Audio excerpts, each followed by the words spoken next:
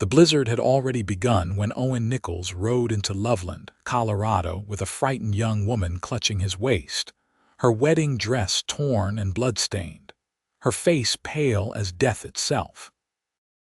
The October wind of 1884 howled through the mountain pass like a living thing, and the townsfolk who saw them arrive knew immediately what had happened even before Owen shouted for the doctor. Another wagon train had tried to cross the high country too late in the season, and from the looks of things, this girl was the only survivor. Owen carried her into the general store, where his friend Martin kept a stove burning hot enough to thaw frozen bones. The girl was shaking so violently her teeth chattered, and when Owen laid her gently on the pile of blankets Martin hastily arranged, he could see the stark terror still lingering in her green eyes. She could not have been more than 20 years old, with auburn hair matted with ice and blood, her lips blue from cold. "Get Doc Henderson," Owen commanded, and Martin rushed out into the mounting storm. Owen knelt beside the girl, carefully removing her sodden cloak. "You are safe now." "Can you tell me your name?" Her lips moved, but no sound emerged at first. Owen waited patiently, rubbing warmth back into her frozen hands. Finally, in a voice barely above a whisper, she managed, "Sophia Norton." "Well, Miss Norton, I am Owen Nichols. You are in Loveland now, and you are going to be just fine." He spoke with more confidence than he felt. The girl was in bad shape, and the storm raging outside was shaping up to be the worst he had seen in his 26 years of mountain living. Doc Henderson arrived within minutes, his medical bag clutched against the wind. He examined Sophia quickly, his weathered face grave. "Frostbite on her toes and fingers, but we caught it in time. She is bruised and battered, probably from a fall or a tumble, but what concerns me most is the shock." "Where did you find her?" "About 15 miles up the pass, near Devil's Ridge," Owen said quietly. "There was an overturned wagon, bodies scattered in the snow. Looked like they tried to outrun the weather and the wagon went over the edge. She must have been thrown clear."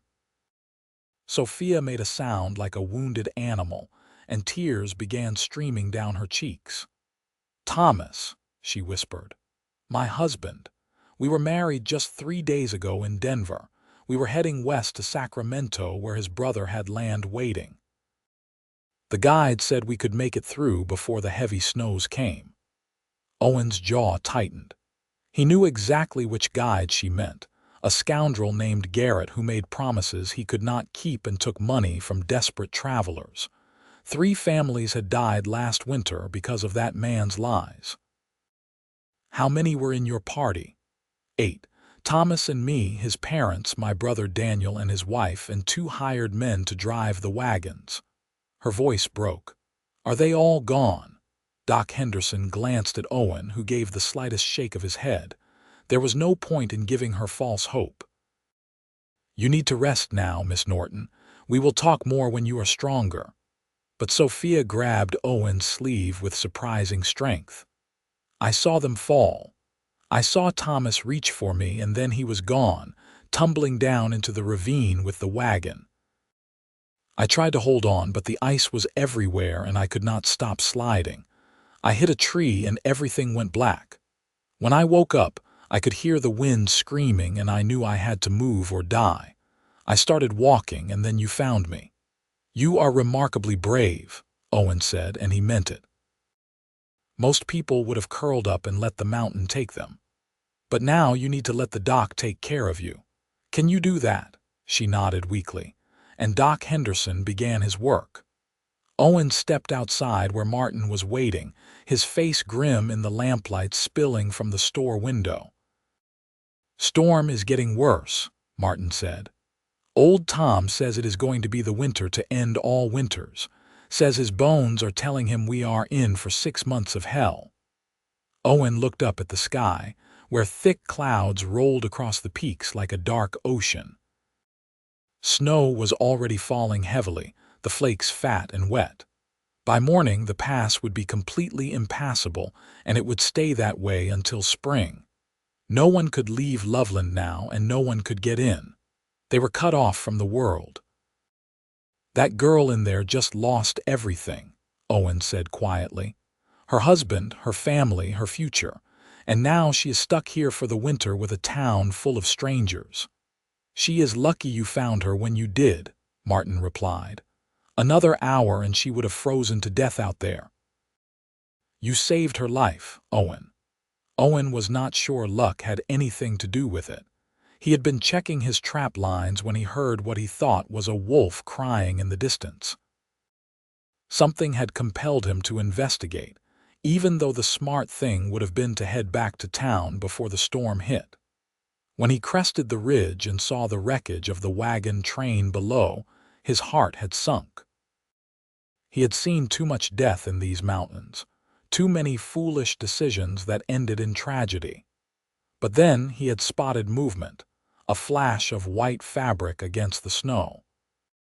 He had scrambled down the icy slope, his horse picking its way carefully behind him, and found Sophia crawling on her hands and knees, her wedding dress dragging behind her like a broken wing. She had looked up at him with those green eyes and whispered, "Please," before collapsing. Now she was inside, alive but shattered. Owen had no idea what would become of her. Loveland was a small town, barely 200 souls, most of them miners and ranchers trying to scratch out a living in the harsh mountain environment. There were few women and even fewer opportunities. What would a young widow do here, stranded for an entire winter with no money and no prospects? These thoughts troubled Owen as he made his way through the deepening snow to his small cabin on the edge of town. He had built it himself 3 years ago after his father died and left him the ranch. It was not much, just 2 rooms and a loft, but it was solid and warm, and it was his. He tended to a small herd of cattle, trapped furs in the winter, and did odd jobs around town to make ends meet. It was a solitary life, but it suited him. He had never been much for socializing, preferring the company of his horse and his dog to most people. But as he lit the fire and heated beans for his supper, he could not stop thinking about Sophia Norton and the terror in her eyes. She had been married only 3 days. 3 days of happiness before everything was ripped away. What kind of God allowed such cruelty? Owen did not sleep well that night. The wind hammered at his cabin, and he could hear the snow piling up against the walls. By morning, drifts had reached halfway up his windows, and the world outside was nothing but white. He dug his way to the barn to feed his livestock, then made his way into town. The main street was nearly deserted, just a few hardy souls moving between buildings, their heads bent against the wind. Owen headed straight for the general store, where he found Doc Henderson sitting beside Sophia's makeshift bed, spooning broth into her mouth. She looked better than she had the night before. There was color in her cheeks, and her eyes were clearer, though the grief in them was unmistakable. She glanced up when Owen entered, and something flickered across her face that might have been recognition or gratitude. "Miss Norton," Owen said, removing his hat and brushing snow from his coat. "How are you feeling this morning?" "Alive," she said simply. "Thanks to you, Mr. Nichols. The doctor told me what you did, how you risked your life coming down that slope in the storm to get me. I owe you everything." Owen felt uncomfortable with her gratitude. Any decent man would have done the same. "Perhaps," she said quietly, "but you are the one who actually did it." "I will never forget that." Doc Henderson stood, his joints creaking. "She is going to recover just fine, Owen, but we have a problem. She cannot stay here in the store indefinitely. Martin needs the space for his inventory and customers. She needs proper lodging, somewhere she can rest and heal." The unspoken question hung in the air. Loveland had no hotel, no boarding house. There were a few families who might take her in, but most were struggling themselves. Owen knew what the doc was really asking, and part of him wanted to refuse. He valued his solitude, his quiet life. Taking in a grieving widow would change everything. But when he looked at Sophia, at the vulnerability in her face and the strength she was trying so hard to maintain, he could not bring himself to walk away. "She can stay at my place," he heard himself say. "I have a loft she can use, and I will stay in the main room. It is not fancy, but it is warm and dry, and she will be safe there." Sophia's eyes widened. "Mr. Nichols, I cannot impose on you like that. You have already done so much." "You are not imposing. The offer is made freely." Owen looked at Doc Henderson. "Is she well enough to move? If you go slow and keep her warm, yes. The sooner we get her settled somewhere proper, the better." And so it was decided. Owen wrapped Sophia in every blanket Martin could spare, then carried her through the snow-choked streets to his cabin. She weighed almost nothing in his arms, and he could feel her trembling despite the layers of wool surrounding her. Inside, he laid her gently on his own bed, ignoring her protests. "I will sleep by the fire," he said firmly. "You need a proper mattress while you recover. No arguments." For the next 3 days the blizzard raged without pause. Owen tended to Sophia as best he could, bringing her food and water, stoking the fire, making sure she was comfortable. She slept fitfully, often crying out in the night as nightmares of falling wagons and screaming voices tormented her. Each time, Owen would wake and speak quietly to her until she settled. On the 4th day, the storm finally broke, leaving the world buried under 6 feet of snow. Owen dug out the cabin and checked on his animals, then came back to find Sophia sitting up in bed, looking out the window at the transformed landscape. "It is beautiful," she said softly. "Terrible, but beautiful." Owen poured coffee for both of them and sat in the chair by the fire. "The pass will be closed until April at the earliest, maybe May. No one can get in or out of Loveland now. You are stuck here until spring, Miss Norton." She nodded slowly. "I have been thinking about that.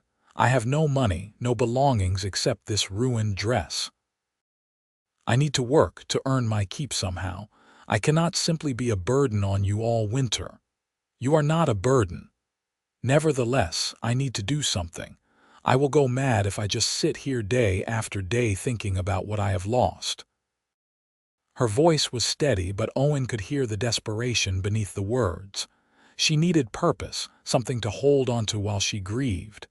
"Can you cook?" he asked. "Yes, my mother ran a boarding house in Boston. I grew up cooking for 30 people at a time." "Can you sew?" "Well enough. I made this dress myself." She gestured at the torn and stained silk. Owen nodded thoughtfully. "Then I have an idea. The miners and ranchers around here are all bachelors. They would pay good money for decent meals and to have their clothes mended. If you were willing to do that kind of work, you could earn your keep and then some. I have a friend who runs the saloon, and he has been complaining that he cannot keep a cook. Maybe he would be willing to hire you." Hope flickered in Sophia's eyes. "Do you really think so?" "I will talk to him today. But first, you need to build up your strength. You have been through an ordeal that would have killed most people. Do not rush your recovery." Over the following weeks, Sophia slowly came back to life. The physical wounds healed quickly, but the emotional scars ran deeper. Owen would often find her staring out the window with tears running down her face, or wake in the night to hear her sobbing quietly. He did not try to comfort her with empty words. He simply let her grieve, giving her space when she needed it and company when she sought it out. True to his word, Owen spoke to Jack Morrison, who owned the Silver Bell Saloon. Jack was a gruff man in his 50s, barrel-chested and loud, but he had a kind heart beneath the bluster. When Owen explained the situation, Jack agreed immediately to hire Sophia. "I cannot pay much," he warned, But she will get meals and tips, and if she is as good as you say, the men will appreciate having decent food for once. Lord knows I am tired of burning beans and serving hardtack." Sophia started working at the Silver Bell in early November, and it quickly became clear that Owen had undersold her abilities. She was not just a good cook, she was exceptional. Word spread quickly through town about the venison stew and fresh bread being served at the saloon, and soon men were coming in just for the food. Sophia also proved to be efficient and organized, transforming Jack's chaotic kitchen into a well-run operation. Owen found himself stopping by the saloon more often than was strictly necessary, telling himself he was just checking to make sure Sophia was managing all right. But the truth was, he looked forward to seeing her smile when she spotted him, the way her whole face would light up. She was starting to heal. He could see it in the way she moved and spoke. The raw grief was still there, but it was no longer consuming her entirely. One evening in late November, Owen was sitting at his usual table in the saloon when Sophia brought him his dinner. Instead of hurrying back to the kitchen as she usually did, she hesitated, then slid into the chair across from him. "Thank you," she said quietly. Owen looked up from his plate, confused. "For what?" "For everything. For saving my life, for taking me in, for giving me work and purpose when I had nothing, for not treating me like a charity case or a burden. You gave me a reason to keep going when all I wanted to do was give up and die." Owen felt his throat tighten. "You do not need to thank me, Sophia. Anyone would have done the same." "No," she said firmly. "They would not have. Most men would have deposited me with some family and washed their hands of me. But you opened your home, sacrificed your privacy and comfort. You sat up with me when I had nightmares. You never made me feel like I was in the way. I will never be able to repay that kindness. I do not want repayment. I am just glad you are doing better." Sophia smiled, a real smile that reached her eyes. "I am doing better. Some days are harder than others, but I am starting to believe I might actually survive this. And that is because of you." Before Owen could respond, Jack bellowed from the bar that he needed Sophia's help with something. She squeezed Owen's hand briefly, then hurried away. But that simple touch stayed with Owen long after he returned to his cabin that night. December arrived with more snow and temperatures cold enough to freeze whiskey. The entire town hunkered down, conserving resources and staying close to their fires. Owen spent his days checking his trap lines and tending to his cattle, while his evenings were increasingly spent at the Silver Bell, where Sophia's cooking and presence drew most of the single men in town. Owen tried not to feel jealous when he saw other men flirting with her, bringing her small gifts, competing for her attention. She was kind to all of them but clearly favored none.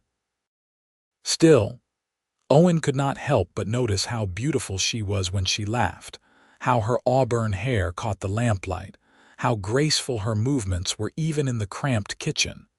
He was falling in love with her, he realized with a jolt one snowy evening.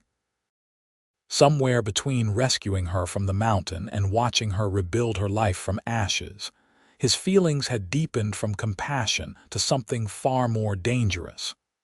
But Sophia was a widow, still grieving her dead husband. It would be wrong to burden her with his feelings, especially when she was trapped here with nowhere else to go. So Owen kept his emotions to himself, maintaining a friendly distance even as he longed to tell her how he felt. But Sophia seemed to sense something had changed. She began seeking him out more often, sitting with him during her breaks, asking about his day, telling him stories about her life before the tragedy. "I never wanted to go west," she admitted one night when the saloon was quiet. They were sitting by the fire, and snow was falling gently outside the frosted windows. Thomas was convinced his brother's land was our ticket to prosperity, but I was happy in Denver. We had a small house and I was teaching at the school there. I loved those children. But Thomas was restless, always looking for the next opportunity. I followed him because I loved him, but I was terrified of crossing those mountains. Your instincts were right, Owen said gently. Yes, but what good did that do? I am alive and Thomas is dead, along with everyone else I cared about. Sometimes I wonder if I should have died with them. At least then I would not have to carry this guilt. Owen turned to face her fully. What happened was not your fault, Sophia. You did not cause that storm. You did not choose for the wagon to go over the edge. You survived because you are strong, and there is no shame in that. Tears gleamed in her eyes. I keep thinking about our last conversation. We were arguing about whether to turn back. I wanted to, but Thomas insisted we push on. Our last words to each other were angry, and now I can never take them back. I can never tell him I am sorry. He knew you loved him. That is what matters. But did he? Did he know how much I cared, even when I was frustrated with his stubbornness? Did he die thinking I resented him? Owen reached out and took her hand, feeling the calluses from her kitchen work. I am sure he knew, and I am sure he would want you to live, to be happy again. Honoring his memory does not mean destroying yourself with guilt. Sophia looked down at their joined hands, then back up at Owen's face. How did you become so wise, Mr. Nichols? I am not wise.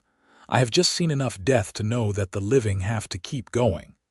My father died 3 years ago, thrown from a horse during a storm. His last words to me were criticism about how I was managing the ranch. For months, I tortured myself thinking he died disappointed in me. But eventually I realized that one bad moment does not erase a lifetime of love. Your husband knew how you felt about him. Do not let one argument define your entire relationship. Thank you, Sophia whispered. I needed to hear that. They sat in comfortable silence for a while, still holding hands. Owen knew he should let go, should maintain proper distance, but he could not bring himself to break the connection. Finally, Jack called out that it was closing time, and Sophia reluctantly pulled away. "Will you walk me home?" she asked. Owen had been walking her back to Mrs. Fletcher's house every night since she moved out of his cabin in late November. Mrs. Fletcher was a widow who had agreed to rent Sophia a small room now that she was earning money. But tonight felt different somehow, charged with possibility. They walked slowly through the snow-covered streets, their breath forming clouds in the frigid air. When they reached Mrs. Fletcher's porch, Sophia turned to face him. "Owen," she said, using his first name for the first time. "I need to tell you something.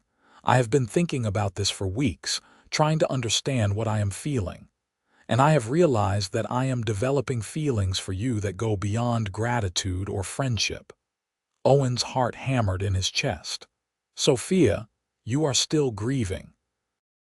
You should not make any decisions right now about what you feel."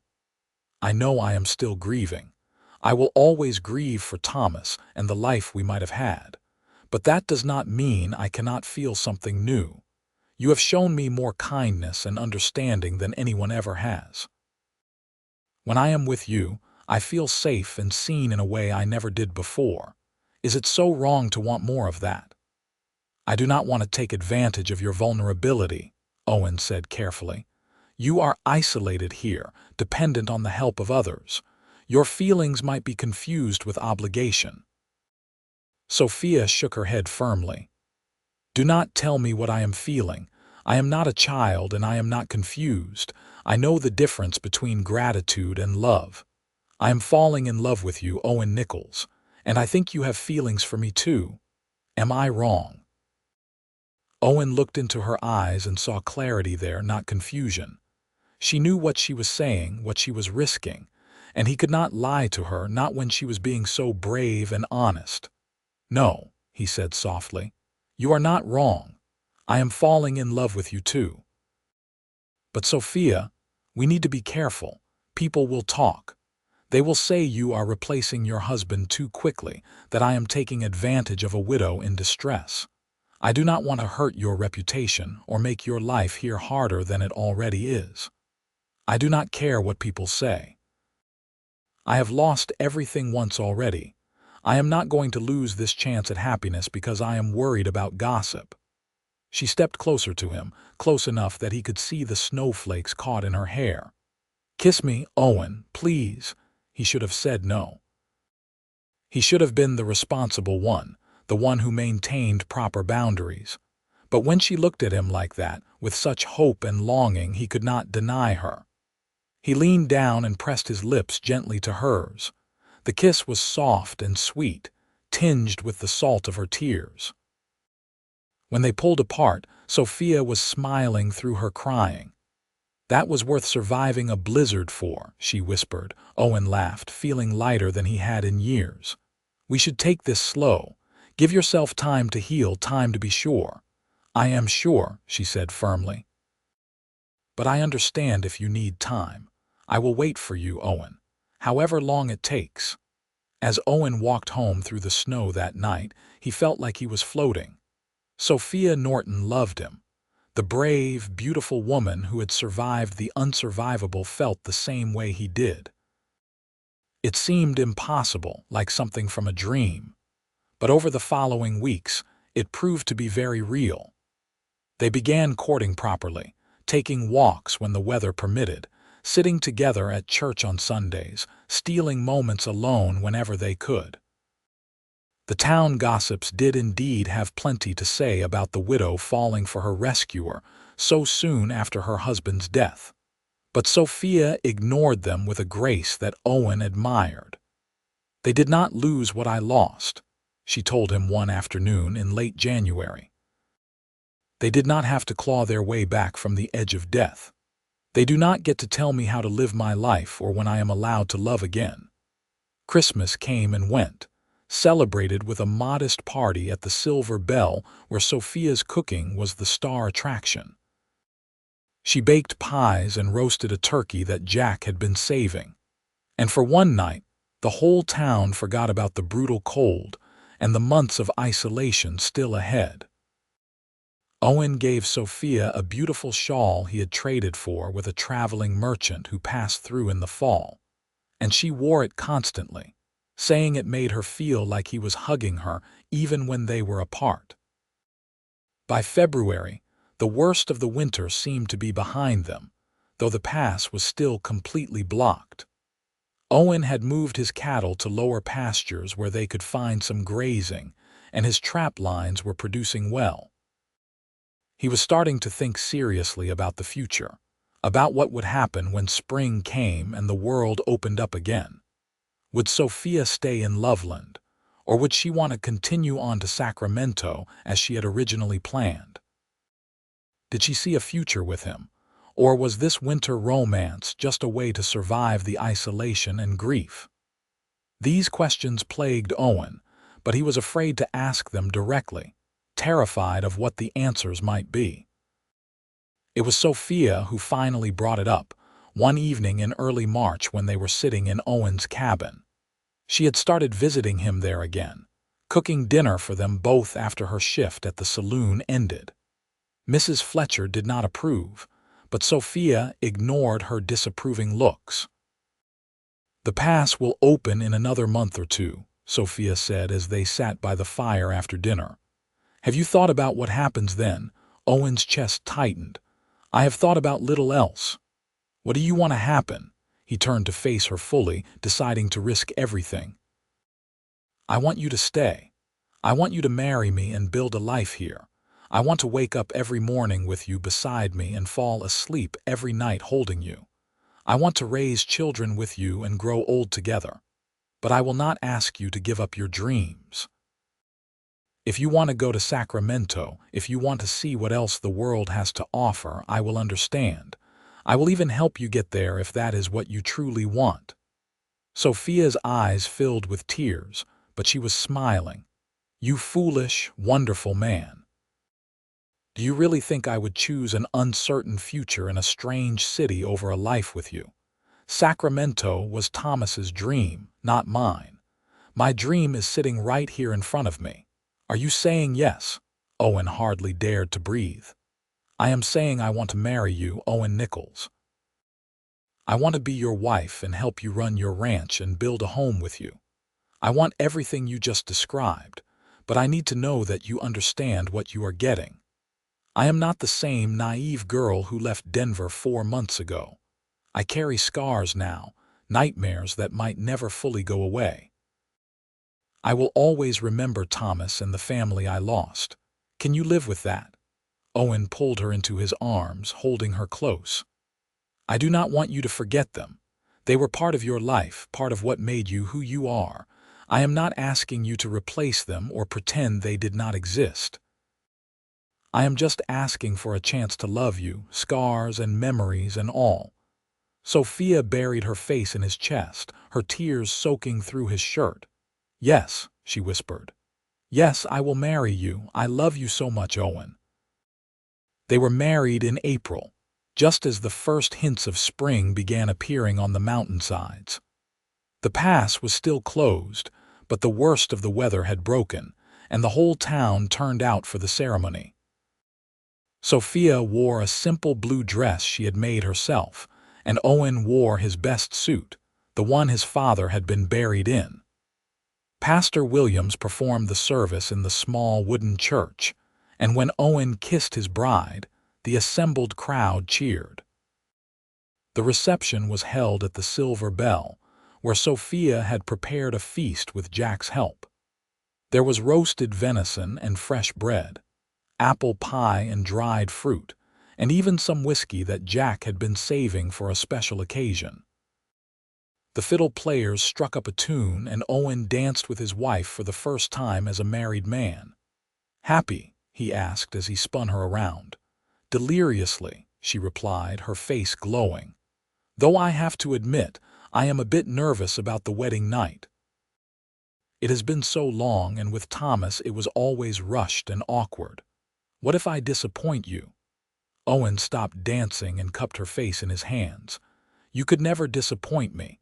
We will figure things out together at our own pace. There is no rush. We have the rest of our lives. That night, in the cabin that was now truly their home, Owen kept his promise. They took their time exploring each other, learning what gave pleasure and what did not. Sophia was shy at first, self-conscious about her body and inexperience. But Owen was patient and gentle, praising every curve and making her feel beautiful and desired. When they finally came together, it was with a tenderness that brought tears to both their eyes. This was nothing like the desperate coupling Sophia had known with Thomas. This was two people choosing each other completely, holding nothing back. Afterward, they lay tangled together in the darkness, whispering plans and dreams for their future. I want children, Sophia said softly. At least 3. I want to fill this cabin with noise and laughter. Then we will have 3 children, Owen agreed, kissing her temple. Or 4 or 5 if you want, as many as you can give me. I want to expand the ranch, maybe get some sheep as well as cattle, and I want to plant a proper garden in the spring, grow vegetables and herbs. Mrs. Fletcher says the growing season is short up here, but if we are careful we can get decent crops. We will plant the biggest garden in Colorado, Owen promised, and I will build you a greenhouse so you can grow things even in winter. I do not need a greenhouse, I just need you. May brought the thaw, and with it the opening of the mountain pass. Supply wagons began arriving from Denver, bringing mail and news of the outside world. There was also a letter for Sophia, forwarded from the address in Sacramento where Thomas's brother lived. She opened it with shaking hands while Owen watched anxiously. Inside was a brief note from the brother, explaining that he had heard about the wagon accident and was sorry for her loss. He also mentioned that Thomas had paid for their passage and the land deed in advance, and as Sophia was the surviving heir, the property in Sacramento was now legally hers. If she wanted to claim it, she would need to travel there and file the proper papers.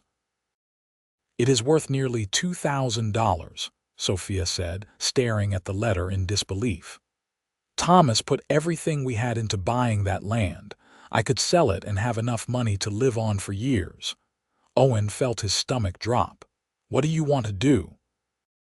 Sophia looked up at him, and he saw no hesitation in her eyes. "I want to sell it and invest the money in our ranch. Use it to buy more cattle, improve the property. That land was Thomas's dream, but this ranch is ours.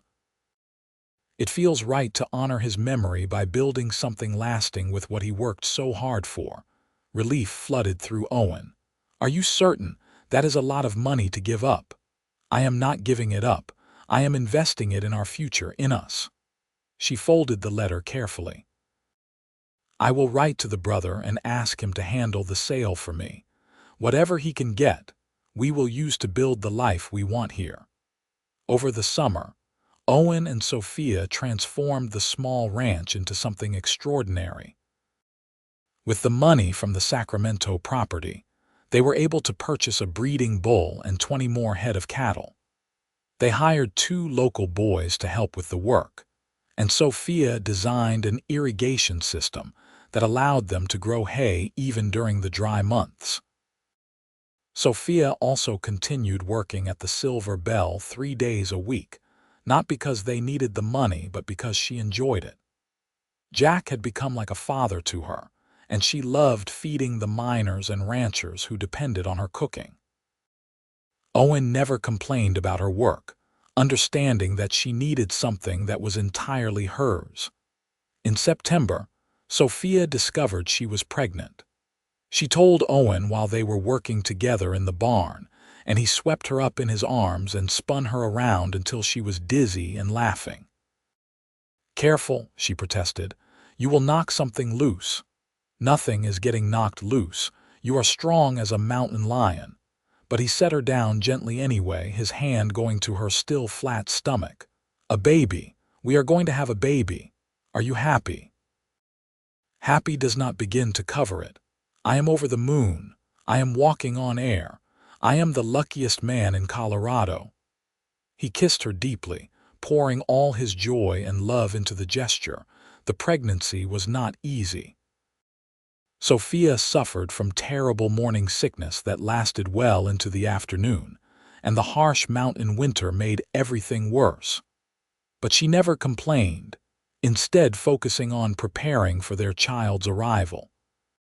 She sewed tiny clothes and blankets, and Owen built a beautiful cradle from pine wood he had carefully selected and cured. In late March of 1886, just as winter was finally loosening its grip, Sophia went into labor. It was a long and difficult birth, lasting nearly 20 hours. Doc Henderson stayed with them the entire time, and Owen held Sophia's hand through every contraction, wiping her brow and whispering encouragement. Finally, just after dawn, their son was born. He came into the world screaming his lungs out, and Owen felt his eyes fill with tears as he watched Doc Henderson place the tiny, perfect baby in Sophia's arms. "He is beautiful," Sophia whispered, exhausted but radiant. "He has your eyes, Owen. And your stubbornness, from the sound of those lungs." Owen leaned down to kiss his wife's forehead, then gently touched his son's tiny hand. The baby immediately gripped his finger with surprising strength.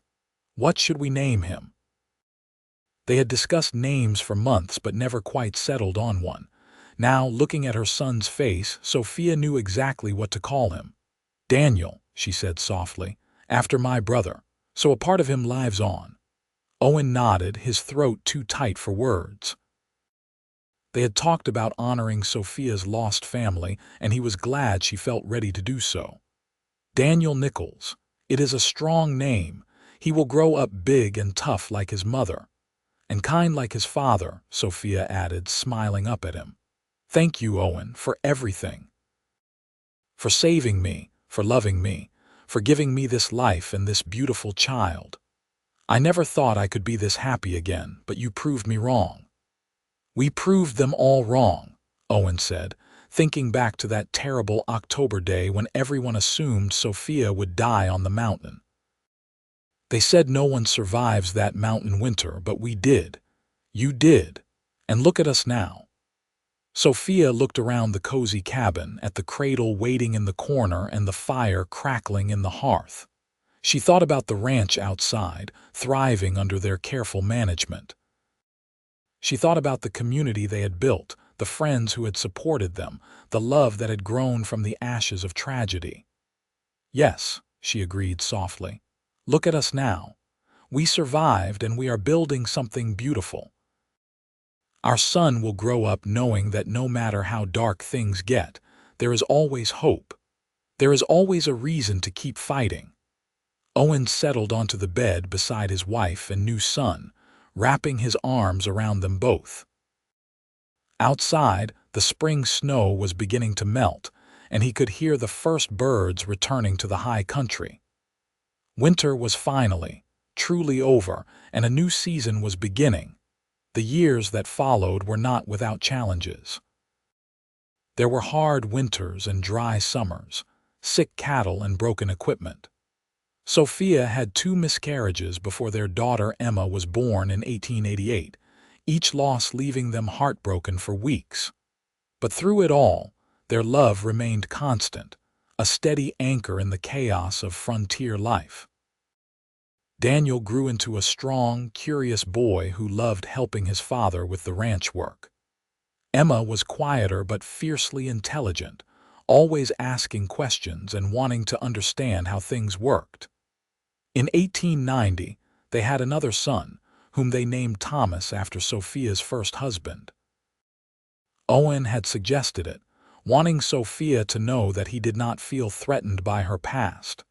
The gesture moved her to tears, and she loved him even more for his generosity of spirit. The ranch continued to prosper. By 1892, they had one of the largest herds in the region and had purchased additional land to expand their grazing areas. Sophia's reputation as a cook led to her opening a small restaurant in town, which she ran with help from a young woman named Mary, who had arrived in Loveland looking for work. The restaurant became a gathering place for the community, a warm and welcoming space where everyone was treated like family. Jack Morrison, who had become like a father to both Owen and Sophia, passed away peacefully in his sleep in 1893. They buried him in the small cemetery on the hill overlooking town, and Sophia wept as if she had lost her own father. But she honored his memory by keeping the Silver Bell open, hiring a new manager and making sure it remained the heart of Loveland's social scene. Owen's ranch became a model for others in the region, and people would come from miles around to learn his techniques for managing cattle in the harsh mountain environment. He was generous with his knowledge, never seeing other ranchers as competition, but as fellow survivors trying to make a life in an unforgiving land. Sophia never forgot the family she had lost on the mountain that terrible October day. Every year on the anniversary of the accident, she would climb partway up the pass and leave wildflowers at the spot where Owen had found her. She would spend an hour there alone, talking to Thomas and her brother and the others, telling them about her life and the family she had built. Then she would return home to Owen and their children, carrying her memories, but no longer consumed by grief. In 1895, a journalist from Denver came to Loveland to write a story about frontier life. He heard about Sophia's remarkable survival and wanted to interview her. At first she refused, not wanting to relive those painful memories for public consumption. But Owen encouraged her to share her story, thinking it might help other people who were struggling with loss and trauma. The resulting article, titled "The Widow Who Defied Winter's Death," was published in newspapers across Colorado and beyond. Letters poured in from readers who were inspired by Sophia's courage and resilience. Many were from women who had experienced their own tragedies and found hope in her story. Sophia was initially uncomfortable with the attention, but she began responding to the letters, offering advice and encouragement to those who reached out. She discovered that she had a gift for helping others work through their grief, and soon she was corresponding with dozens of people across the country. "I think this is why I survived," she told Owen one evening as they sat on their porch watching the sunset. Their children were playing in the yard, their laughter floating on the warm summer air. "Not just so I could build a life with you, though that has been the greatest blessing, but so I could help others who are struggling. So I could show them that survival is possible, that happiness can return even after unimaginable loss." Owen took her hand and raised it to his lips. "You have always been a light in the darkness, Sophia. From the moment I found you on that mountain, fighting to stay alive when anyone else would have given up, you inspire everyone around you. I did not do it alone. You gave me a reason to keep fighting. You showed me that love could bloom even in the hardest soil." She leaned her head on his shoulder, contentment settling over her like a warm blanket. "Do you ever regret taking me in that day? Your life would have been so much simpler if you had just left me with someone else and walked away." "Not for a single moment," Owen said firmly. "You are the best thing that ever happened to me. You and our children and this life we have built together. If I could go back to that day, I would do everything exactly the same." In 1897, Daniel turned 11 and began talking about wanting to become a veterinarian. He had always loved animals, and Owen arranged for him to apprentice with the town's horse doctor during the summers. Emma, at 9 years old, was showing remarkable skill with numbers and wanted to study accounting. Sophia arranged for her to take lessons from the banker, Mr. Patterson, who was impressed by the girl's quick mind. Young Thomas, at 7, was the wild one. He loved exploring the mountains and would often disappear for hours, returning with pockets full of interesting rocks and stories about the wildlife he had encountered. He reminded Sophia so much of her first husband that sometimes it made her heart ache.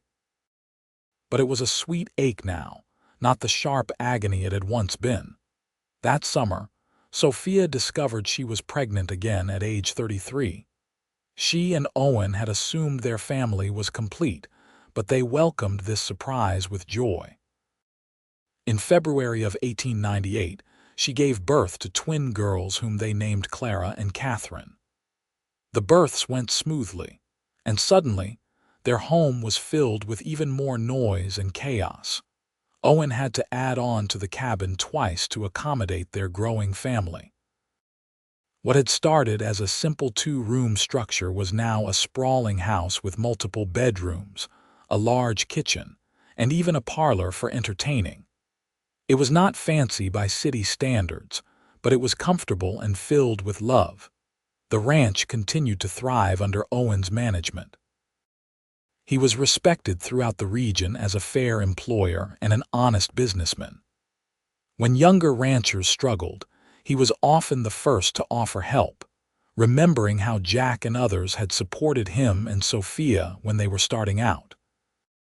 Sophia's restaurant became legendary, and she published a small cookbook in 1900 that sold throughout Colorado and Wyoming. The proceeds went to establishing a fund to help widows and orphans, ensuring that no one would face the kind of desperate poverty she might have experienced if not for Owen's intervention. In 1901, the town of Loveland honored Owen and Sophia by naming them Citizens of the Year. At the ceremony, the mayor spoke about their contributions to the community and their example of perseverance in the face of adversity. Sophia stood beside her husband, their 5 children lined up in front of them, and felt overwhelmed with gratitude for how far they had come. 17 years ago, I came to this town as a broken, grieving widow with nothing but the torn dress on my back, she said in her acceptance speech. Everyone said I would not survive the winter. They said no one could recover from such devastating loss. But they did not account for the kindness of strangers who became family. They did not account for Owen Nichols, who risked his life to save mine and then gave me a reason to keep living. This town and this man gave me everything, and I hope I have repaid that debt by building something good here. Owen squeezed her hand, pride shining in his eyes. You have given us far more than we ever gave you, he said softly, so only she could hear. You brought light and warmth to this cold mountain town. You showed us all what real strength looks like. The children grew and thrived. Daniel did become a veterinarian, studying at a school in Denver, before returning to open his own practice in Loveland. Emma shocked everyone by becoming one of the first female accountants in Colorado, eventually managing the books for half the businesses in town. Thomas became a forest ranger, spending his days protecting the wilderness he had always loved. Clara and Catherine, inseparable as always, opened a dress shop together that became famous for its beautiful designs. As Owen and Sophia aged, they remained deeply in love. They would still take walks together in the evenings, holding hands like young sweethearts. They would sit on their porch watching the mountains change colors with the seasons, comfortable in the silence that came from knowing each other completely. In 1910, when Sophia was 46 and Owen was 52, they celebrated their 25th wedding anniversary with a huge party attended by the entire town. Their children organized everything, decorating the barn and hiring musicians, and preparing a feast that even Sophia could not have outdone. As Owen danced with his wife under the stars, he thought back to that terrible day in 1884 when he had found her crawling through the snow in a blood-stained wedding dress. He had never imagined then that this broken, desperate woman would become his whole world, that she would give him children and joy and a purpose beyond simple survival. "What are you thinking about?" Sophia asked, reading his expression as she always could. "About how lucky I am. About how that blizzard brought me the greatest gift of my life." Sophia smiled, her green eyes still as bright as they had been at 20. "We make our own luck, my love. You chose to ride out into that storm. You chose to investigate when you heard something that might have been nothing.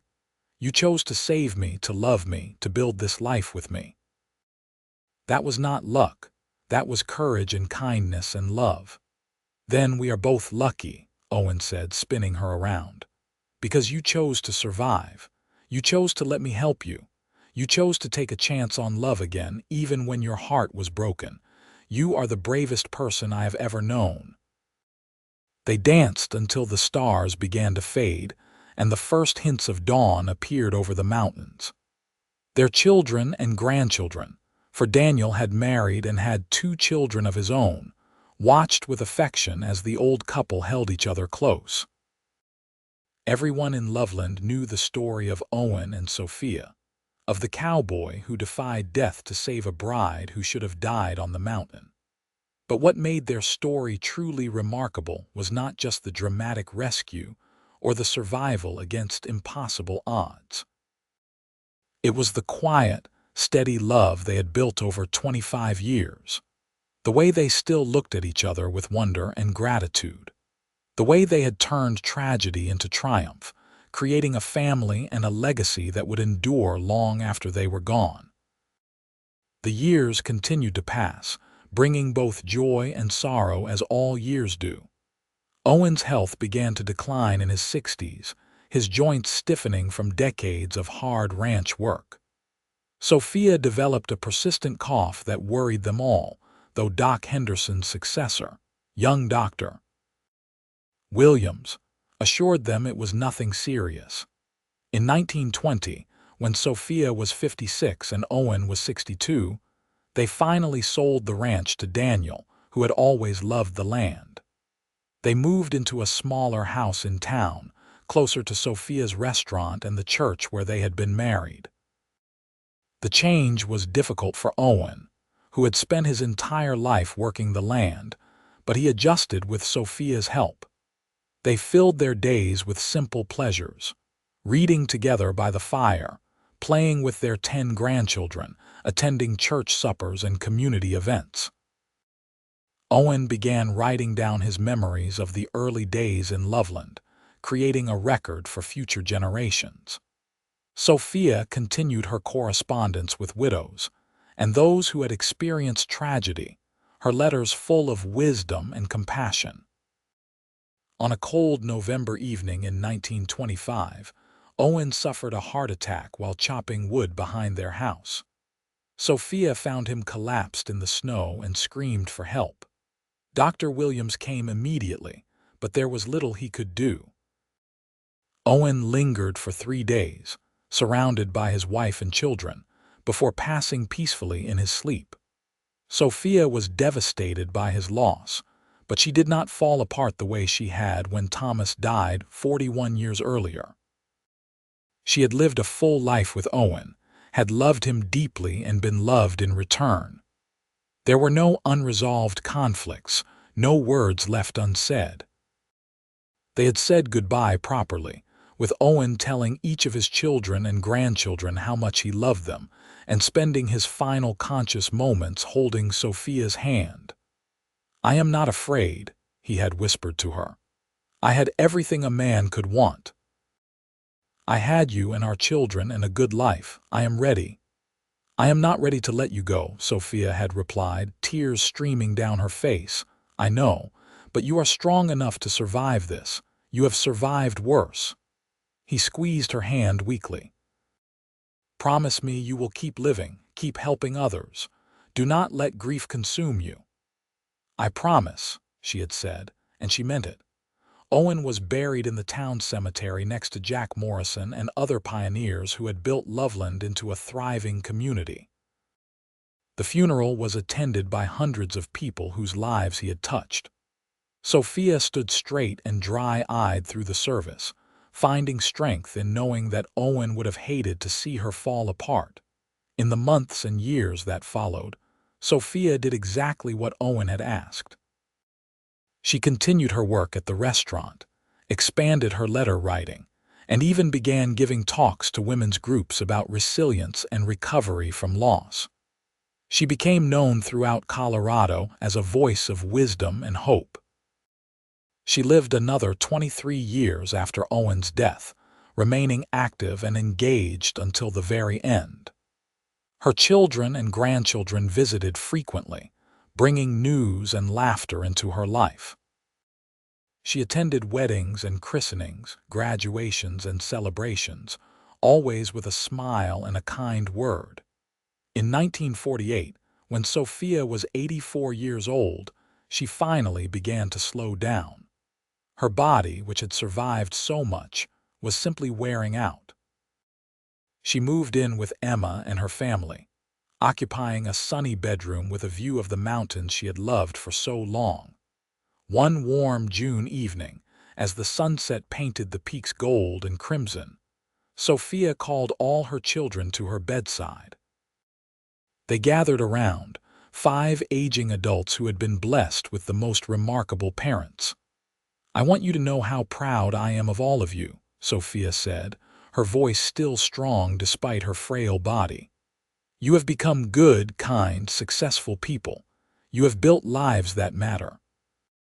Your father and I could not have asked for more. We had good examples," Daniel said, taking her hand. "You and Papa taught us everything important." Sophia smiled. "I want to tell you something I have never spoken of before. When your father found me on that mountain all those years ago, I was not trying to survive. I was trying to die. I had given up, but he would not let me. He carried me down that mountain and refused to let me surrender to despair. He gave me everything: love, purpose, hope, and all of you. Every day since then has been a gift I did not expect to receive." She paused, gathering her strength. "I am not afraid of dying. I am ready to see your father again and Thomas and everyone else I lost so long ago. but I need you to understand that my life was full and beautiful. The pain I experienced made the joy that much sweeter. Do not mourn me too much. Celebrate instead that I got 64 years I should never have had. Celebrate the love story that defied death itself." Her children were crying now, but they nodded understanding. They stayed with her through the night, taking turns holding her hand and sharing memories. As dawn broke over the mountains, Sophia took a final breath and slipped away peacefully. The funeral was enormous, with people coming from across the state to pay their respects to the woman who had inspired so many. They told stories about her kindness, her cooking, her wise counsel. They talked about the cookbook that still sat on kitchen shelves throughout Colorado. They remembered her courage and her refusal to let tragedy define her. But the story that everyone wanted to hear was the original one, the tale of the cowboy who rode into a blizzard and saved a bride who should have died. How their love had bloomed against all odds, proving that even in the darkest winter, hope could survive. Emma, now a grandmother herself, stood at her mother's grave and told that story one more time. She told it the way her parents had told it to her and her siblings when they were children, curled up by the fire on cold winter nights. "They said no one survives that mountain winter," Emma began, her voice carrying across the cemetery. "They said the cold and the snow and the grief would kill her. But they did not account for love.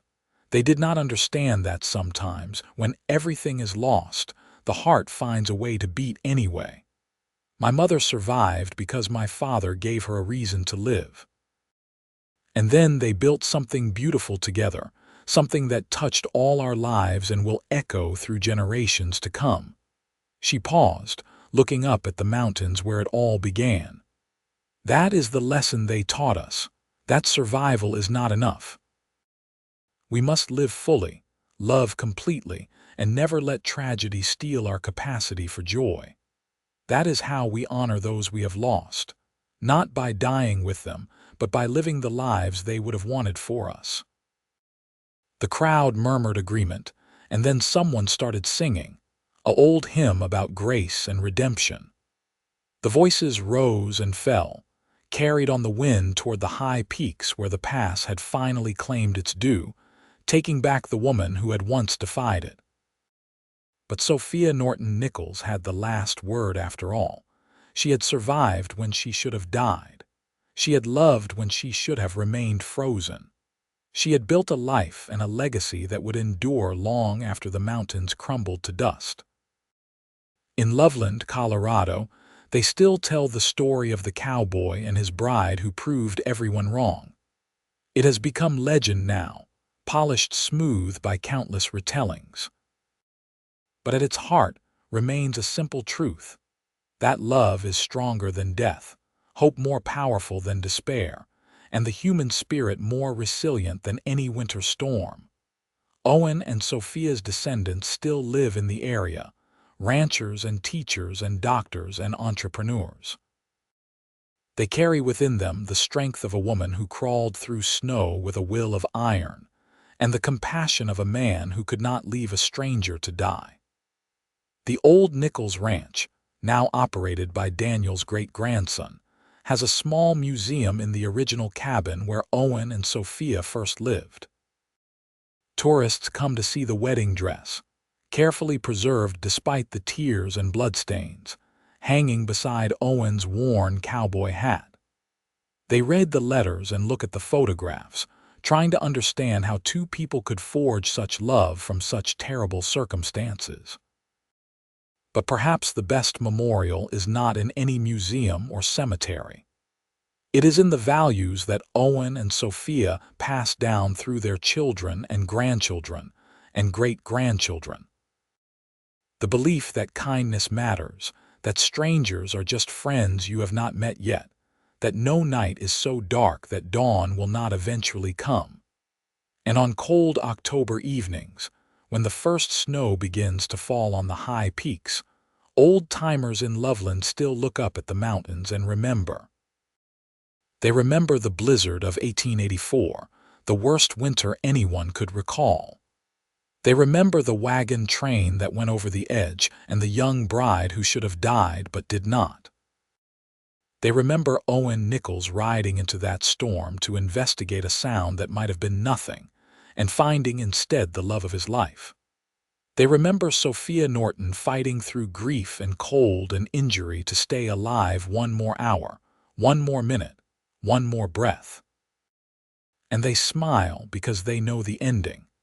They know that against all odds, impossible love bloomed in the frozen wilderness. They know that the cowboy and his bride not only survived that mountain winter, they triumphed over it, building a love story for the ages. In the end, that is what matters most. Not that they survived, though that was remarkable enough, but that they lived. Fully, joyfully, passionately, without reservation or regret. They took the worst that life could throw at them and transformed it into beauty. They proved that the human heart, when given a reason to hope, is indestructible. Their story is finished now, concluded with two graves side by side in the cemetery on the hill. But their legacy continues, written in the faces of their descendants, in the values they instilled, in the community they helped build. Every act of kindness, every gesture of compassion, every refusal to surrender to despair, carries forward the spirit of Owen and Sophia Nichols. And that, more than any monument or marker, ensures that they will never truly die. As long as people believe in love and hope, in the resilience of the human spirit, the cowboy and his bride will live on. They said no one survives that mountain winter, but Owen and Sophia proved them wrong. And in doing so, they gave us all a reason to believe that we too can survive whatever winters we face. Their story ends not with tragedy but with triumph, not with death but with life everlasting. And somewhere, beyond the mountains and the snow and the years that separate us from that long-ago blizzard, two souls are together again, dancing under the stars the way they did on their 25th anniversary. Still in love, still defying the odds, still proving that some bonds cannot be broken by anything as simple as death. This is their story. This is their legacy. And this is how we remember them, not as victims of circumstance but as victors over it. The cowboy who rode into hell to save an angel. The bride who rose from the ashes to build a new life. Together, forever, the living proof that love conquers all.